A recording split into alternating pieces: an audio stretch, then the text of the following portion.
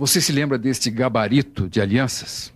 Na teleaula passada, nós vimos que com este gabarito de alianças, o seu Jorge faz uma medição indireta para tirar em instantes a medida dos dedos dos noivos. E nós vimos também que esse recurso para medir por comparação também é usado pelo profissional da mecânica, lembra? O que o seu Jorge está falando é que na mecânica a comparação indireta é feita tanto por calibradores, que foi o tema da última teleaula, como por verificadores, que é o assunto desta teleaula de hoje. Hoje você vai aprender para que servem e como funcionam os diversos tipos de verificadores. Viu só? A nossa teleaula de hoje está justinha para quem quer os melhores resultados na mecânica.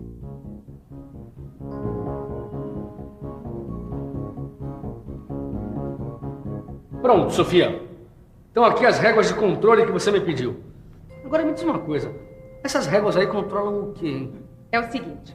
Essas réguas são instrumentos usados na verificação das superfícies planas. Elas podem ser de aço ou de ferro fundido. Tá bom. Mas aqui tem réguas de tudo quanto é tipo, de tudo quanto é forma. Assim vai ficar muito difícil, né? Não vai ficar difícil, não. Você sabe que essas réguas de controle, elas são usadas na verificação de superfícies planas. E elas se dividem em 2 grupos. O primeiro grupo são as réguas de fios retificados. E o outro grupo são as réguas de faces retificadas ou rasqueteadas.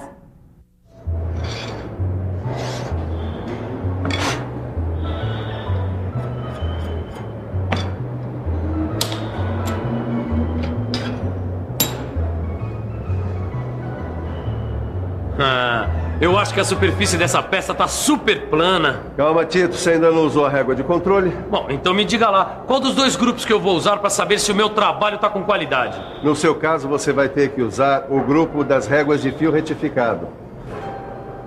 Veja, esta é a régua biselada, também conhecida por régua chanfrada. Por causa da forma de faca, ela tem o nome de biselada. Feita de aço carbono, temperada e retificada, tem o fio um pouco arredondado. Como é que eu verifico a superfície plana dessa peça aqui, ó?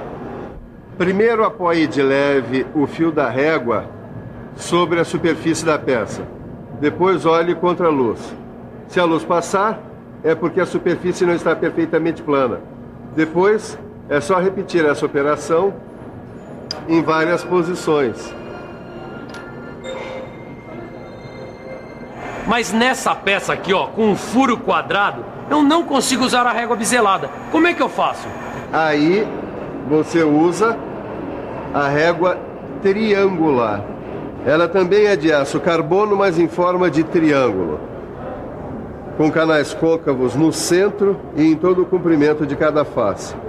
Todas elas são temperadas, retificadas e com fios arredondados. Dá licença, vizinho?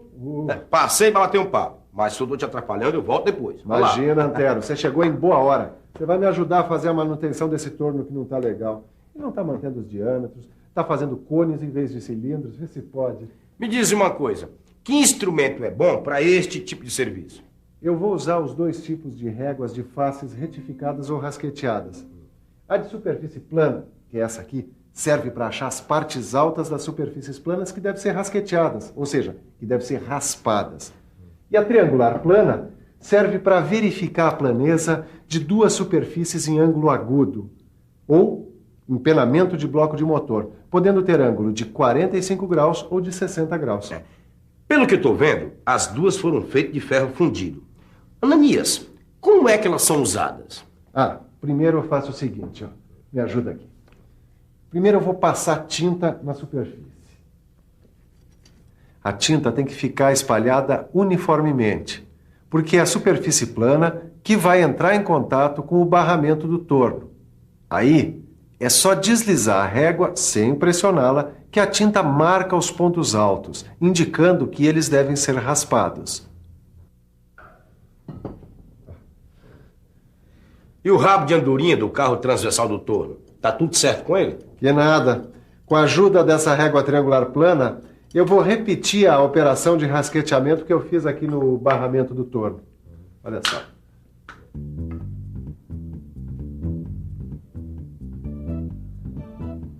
Olha, Sofia, só que eu conheço muita peça na mecânica maior do que essa régua aqui. Aí complica fazer o trabalho, né?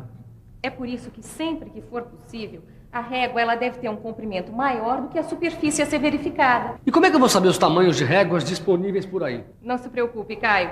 As dimensões das réguas encontradas no comércio estão todas indicadas nos catálogos do fabricante. Isso aí realmente ajuda a fazer um trabalho de qualidade, né? E se você está preocupado com a qualidade, tem alguns pontos básicos que você não pode esquecer para a melhor conservação do instrumento. É importante não pressionar nem atritar a régua de fios retificados contra a superfície. A operação deve ser feita com leveza. Evitar choque, então, é fundamental.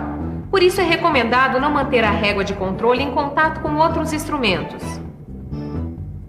Em caso de ferrugem nas suas superfícies, a régua deve ser limpa com pedra pómez e óleo. A lixa não pode ser usada de jeito nenhum. Depois de ser usada, a régua deve ser limpa, lubrificada e guardada em seu estojo. Silva, dá uma olhada. Que beleza de peça que eu acabo de fazer.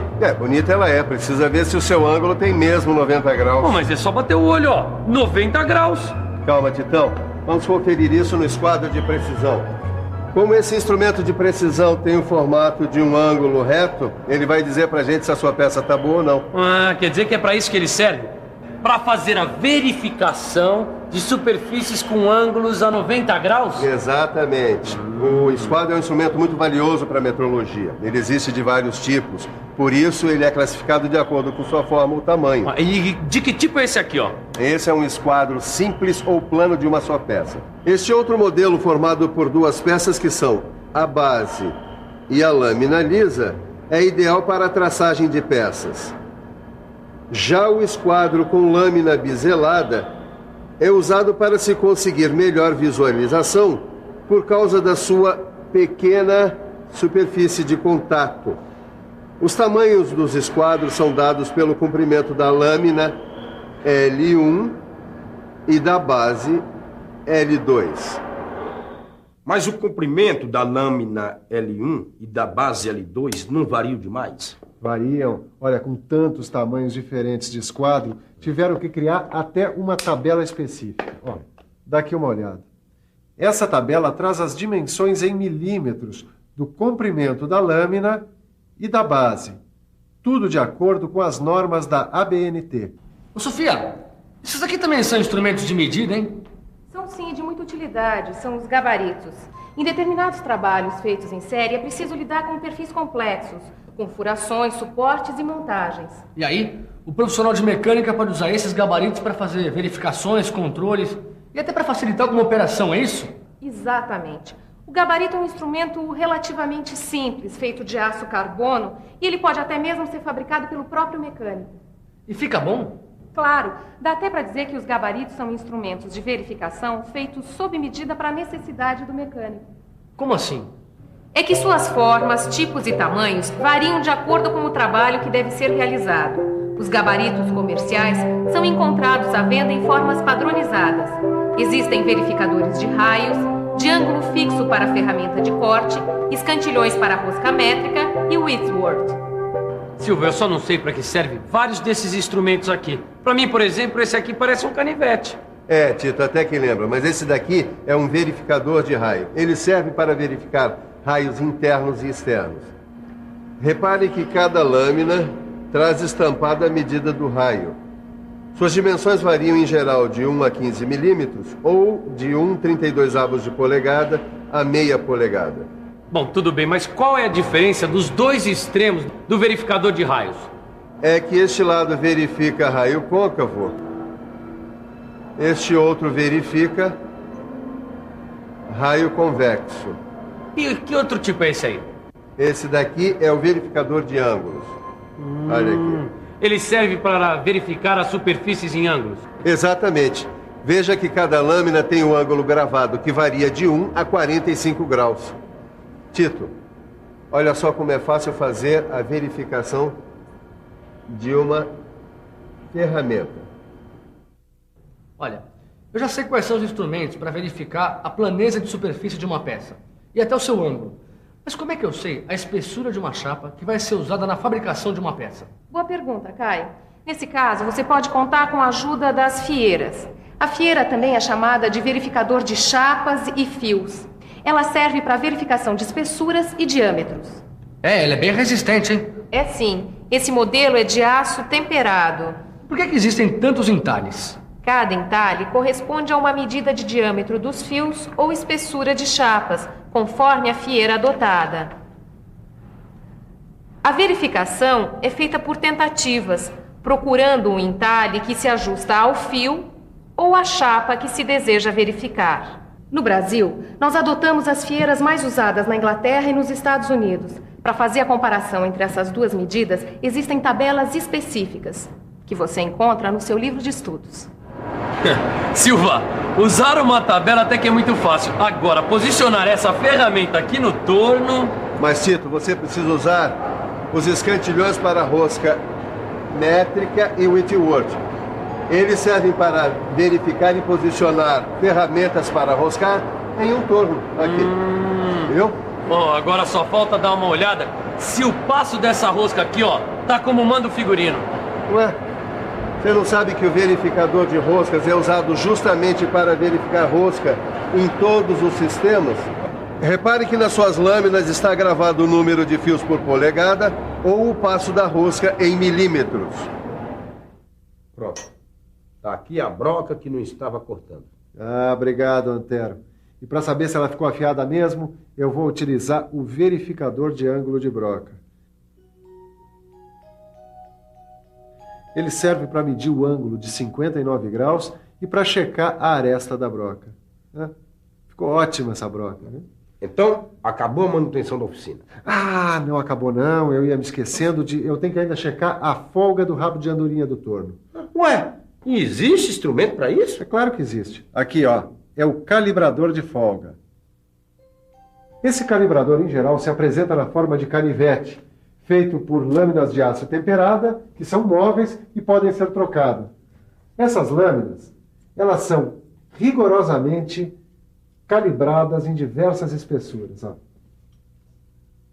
Bom, e para você calibrar o conhecimento que teve na teleaula de hoje, nada melhor do que um instrumento perfeito para isso. A nossa revisão que está chegando aí. E atenção, se liga aí que é hora da revisão. Na teleaula de hoje, você conheceu diversos tipos de verificadores e acompanhou o funcionamento de cada um deles. Aprendeu que com eles é possível aumentar a produtividade sem comprometer a qualidade. No seu livro de estudo, você encontra exercícios preciosos para fixar tudo o que aprendeu hoje. Então não perca tempo, porque na próxima teleaula tem mais. Tchau!